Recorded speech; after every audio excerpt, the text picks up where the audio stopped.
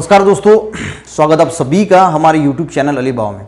तो दोस्तों कंसेप्ट है एंट्रोपी का। तो आपने बहुत बार एंट्रोपी शब्द जो है वो सुना होगा, पर अगर किसी ने आपको पूछा कि एंट्रोपी मीन्स होता क्या है, वो तो सबको पता है कि हम उसे एस से डिनोट करते हैं। Initial entropy, change in entropy, minus initial entropy, final entropy, सब हमें पता है। पर एग्जैक्ट जो अगर हम कंसेप्ट को जाने कि एंट्रोपी जो है वो एग्जैक्टली क्या है, अगर किसी ने एंट्रोपी वर्ड जाना है पर एग्जैक्ट एंट्रोपी किससे बोलते हैं, पूरा इक्वेशन हमें याद होता है पर एंट्रोपी क्या होता है ये जो है वो नहीं समझ पाते, तो वीडियो पूरा जरूर देखिएगा। तो इसके दो कंसेप्ट है, लास्ट में आपको पूरा एंट्रोपी यानी जो मेन कंसेप्ट एंट्रोपी का, हम इसमें कोई भी इक्वेशन नहीं लेंगे, सिर्फ एंट्रोपी का जो मेन कंसेप्ट है वो एक्चुअल में क्या है वो समझने की कोशिश करेंगे। ठीक है, तो एंट्रोपी हम दो टर्म से जो है वो सीखेंगे।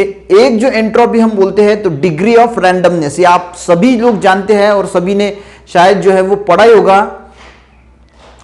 तो दूसरा जो कंसेप्ट है वो है unavailable form of energy to do some work. तो ये दो चीजें क्या है वो हम समझने की जो है वो कोशिश करेंगे, उससे जो है वो हमें समझ में आ जाएगा कि एंट्रोपी एक्चुअल में क्या है। ठीक है, तो सबसे पहले मैं ये पूरा एग्जाम्पल से जो है वो आपको समझाने की कोशिश करूंगा। मान के चलते दोस्तों कि किसी स्कूल में जो है वो प्रेयर शुरू है, तो सब जो लोग हैं वो किसी ऑर्डर में जो है वो खड़े रहते हैं। ठीक है, सब स्टूडेंट जो है ऑर्डर में खड़े रहते हैं, एक सीक्वेंस में खड़े रहते हैं। और प्रेयर खत्म हो जाने के बाद अगर किसी टीचर ने कहा कि आपकी प्रेयर खत्म हो गई, अब आप खेल सकते हैं, तो क्या होगा, ये जो सब ऑर्डर में था, ये सब स्टूडेंट जो ऑर्डर में खड़े थे वो ऐसे डिस्ट्रीब्यूट हो जाएंगे, कोई कहीं जाएगा, कोई जो कहीं जाएगा, कोई कहीं जाएगा। तो इनकी जो ये ऑर्डर थी, ये ऑर्डर कहीं ना कहीं डिस्टर्ब हो जाएगी और इसे ही हम कहते हैं रैंडमनेस। जो चीज सीक्वेंस में थी, रैंडम में थी, ऑर्डर में थी, अब वो रैंडम हो गई है। कोई किधर जा रहा है, कोई किधर जा रहा है, कोई किसी का सीक्वेंस नहीं है, तो उसी चीज को हम कहते हैं रैंडमनेस। सबसे पहले हम रैंडमनेस समझ लेते हैं। तो रैंडमनेस जो है वो है कोई ऑर्डर जिसमें नहीं है, उसी को हम जो है वो रैंडमनेस कहते हैं। अब बात करते हैं दोस्तों एंट्रोपी की, तो एक एग्जांपल सबसे पहले ये समझ लेते हैं, और ये अगर आपको समझ में आ गया, सेकंड जो है unavailable form of energy to do some work, तो आपको पूरी एंट्रोपी जो है वो समझ में आ जाएगी। तो सबसे पहले हम इसकी एग्जांपल ले लेते हैं। अगर मैं बात करूं दोस्तों आइस की, ठीक है, तो आइस का जो क्यूब होता है, इसमें जो वाटर्स के मॉलिक्यूल होते हैं ये सीक्वेंस में अरेंज होते हैं। ठीक है, ये ज्यादा मूव नहीं हो सकते, ये पूरे के पूरे जो है ऐसे सीक्वेंस में जो है वो बंधे होते हैं। तो इनकी जो डिग्री ऑफ रैंडमनेस है वो बहुत ज्यादा कम होती है, वो बिल्कुल पूरे सीक्वेंस में अरेंज है। इसीलिए अगर हम बात करें एंट्रोपी की, तो अगर हम एक मान के चलते कि इसकी एंट्रोपी है 1, एक एग्जाम्पल करते ऊपर ले रहा हूं।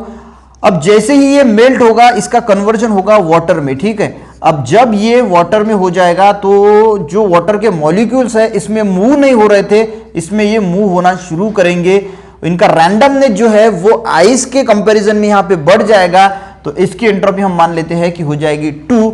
और इसी वाटर को अगर हम बॉईल करते हैं तो ये जो वेपर फॉर्म में इसके मॉलिक्यूल्स होंगे, तो इनकी जो रैंडमनेस है वो रैंडमनेस बढ़ जाएंगी, मॉलिक्यूल कहीं पे भी जो है मूव हो जाएंगे।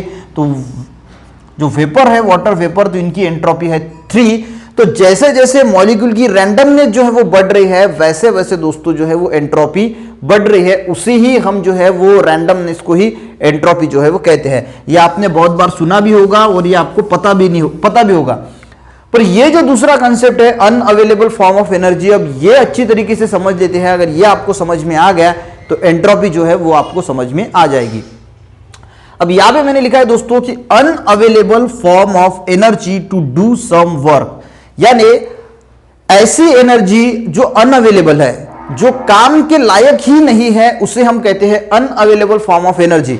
अब आपको पता है, अब आप सोच रहे होंगे कि ऐसी कौन सी एनर्जी है जो काम के लायक नहीं है, क्योंकि एनर्जी जो है वो काम के लायक होती ही है। ठीक है, तो मैं यहां पे एक एग्जांपल लेता हूं दोस्तों मोबाइल का। तो हमने क्या किया, हमारा जो मोबाइल है वो स्विच ऑफ हो गया था, उसकी जो है वो चार्जिंग नहीं थी। ठीक है, वो चार्ज नहीं था, तो हमने जो है उसे चार्ज किया। अब चार्ज करते वक्त क्या हुआ, इसमें जो है वो मोबाइल की एनर्जी 0 थी। इस मोबाइल की एनर्जी जो 0 थी, चार्ज करने के बाद हमने 100% जो इसे पूरा चार्ज किया, तो अब इसके पास जो है मोबाइल के पास जो है वो एनर्जी आ गई। अब आपको ये बात पता होगी दोस्तों, जो फर्स्ट लॉ ऑफ थर्मोडायनामिक्स है, energy can not be created not destroy.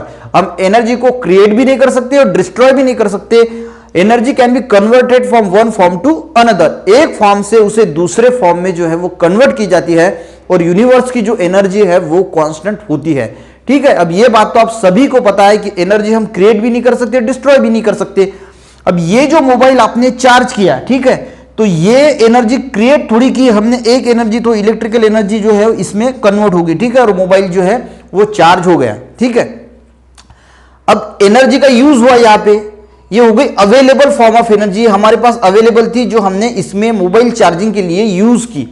Example ध्यान से समझिएगा, नहीं तो एंट्रोपी जो है वो अगर ये समझ में आएगा तो एंट्रोपी आपको 100% जो है वो समझ में आ जाएगी। अब ये मोबाइल 100% चार्ज होने के बाद दोस्तों आपने इसे यूज किया, ठीक है, आपके अलग अलग फंक्शन इसके यूज किए, तो क्या होगा, थोड़ी देर के बाद जो है ये 100 से 80% जो है इसकी बैटरी डाउन हो जाएगी। इसका मतलब है 20% जो एनर्जी है जो हमने यूज की। अब यूज तो हम कर नहीं सकते, तो क्या होगा, हमने जैसे कहा कि energy can not be destroy और क्रिएट, हम क्रिएट भी नहीं कर सकते डिस्ट्रॉय, तो यहां पे जो एनर्जी है वो डिस्ट्रॉय नहीं हुई है। ठीक है, ये यहां पे डिस्ट्रॉय नहीं हुई है। फर्स्ट लॉ ऑफ थर्मोडायनामिक्स का कहना है कि energy can be converted from one form to another, एक फॉर्म से दूसरे फॉर्म में कन्वर्ट होती है। तो इससे ये एक फॉर्म में कन्वर्ट हो गई, अब इससे जो है वो दूसरे फॉर्म में कन्वर्ट हो गई। आपका मोबाइल जो है वो हीटेड होगा, गर्म होगा, तो उससे कुछ एनर्जी बाहर निकलेगी। जो लाइट्स आपके मोबाइल पे आपको दिख रहे हैं उससे जो है वो एनर्जी बाहर निकलेगी। इस तरह जो है वो एनर्जी आपके मोबाइल से बाहर जो है वो निकल रही है, जो आपको नहीं दिखती, आपको पता भी नहीं, और आपकी मोबाइल की बैटरी जो है वो डाउन डाउन डाउन होते फिर से 0% हो गई और आपका मोबाइल स्विच ऑफ हो गया। तो कहने का मतलब यह है कि जो एनर्जी हमने इलेक्ट्रिक एनर्जी इसमें सेव की थी, अब देखिए दोस्तों क्या है, तो ये जो एनर्जी है ये कहीं ना कहीं दूसरे फॉर्म में कन्वर्ट हो गई है, पर हमें नहीं पता है। पर ये जो मोबाइल की एनर्जी दूसरे फॉर्म में कन्वर्ट हो गई है, ये हो गई अनअवेलेबल फॉर्म ऑफ एनर्जी, क्योंकि इस एनर्जी का जो है वो हम यूज नहीं कर सकते। अगर आपने सोचा भी तो ये पूरी की पूरी बैटरी 0 हो जाएगी, पर ये जो एनर्जी इससे निकली इसका हमने यूज किया क्या, हम उसको यूज में नहीं ला सकते।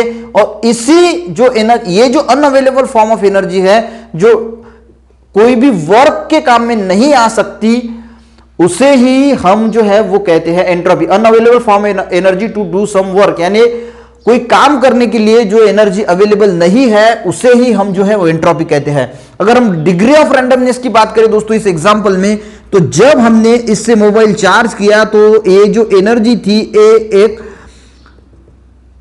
सीक्वेंस में इसमें चार्ज थी, सीक्वेंस में स्टोर थी, और जब ये इस मोबाइल से बाहर गिरना शुरू हुई एनर्जी, तो ये जो एनर्जी थी ये रैंडम हो गई। ये बाहर जब गिर गई, सराउंडिंग में गई, तो अलग अलग फॉर्म में गई, कोई एनर्जी इधर गई, हीट के फॉर्म में गई, तो इसकी जो डिग्री ऑफ रैंडमनेस थी इस एनर्जी की वो भी जो है वो बढ़ गई, और इसे हम डिग्री ऑफ रैंडमनेस कहते हैं। और उसी चीज को जो है हम एंट्रोपी कहते हैं, कि जो चीज जो है वो सीक्वेंस में जो एनर्जी थी वो भी बाहर गई, और वो एनर्जी अनअवेलेबल है, हमारे काम की जो एनर्जी नहीं है उसे ही हम जो है एंट्रोपी कहते हैं।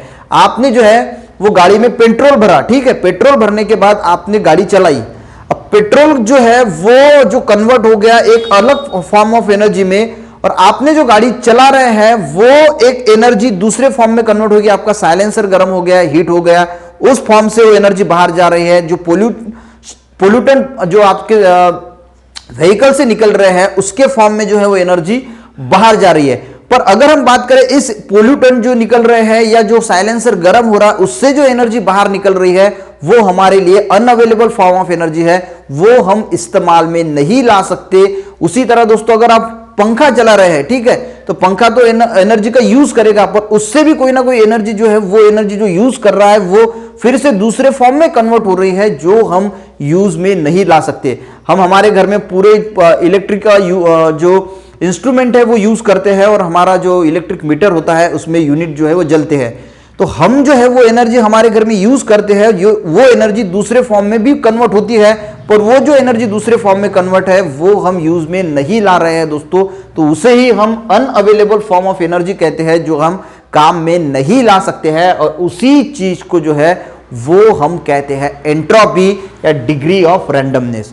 तो मैंने दोस्तों एक छोटा सा जो एंट्रोपी था वो समझाने की कोशिश की है, जिसे हम एस से जो है वो डिनोट करते हैं।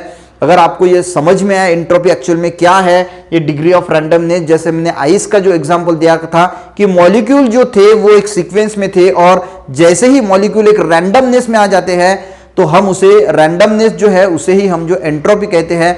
आइस का एग्जांपल वाटर का, और जो हमने वाटर वेपर का एग्जांपल लिया था जिससे डिग्री ऑफ रैंडमनेस हमने समझ ली थी, और एक जो अनअवेलेबल फॉर्म ऑफ एनर्जी है टू डू सम वर्क, तो जो एनर्जी हमारे काम की नहीं होती कुछ काम करने के लिए, उसे ही हम जो है वो एंट्रोपी कहते हैं।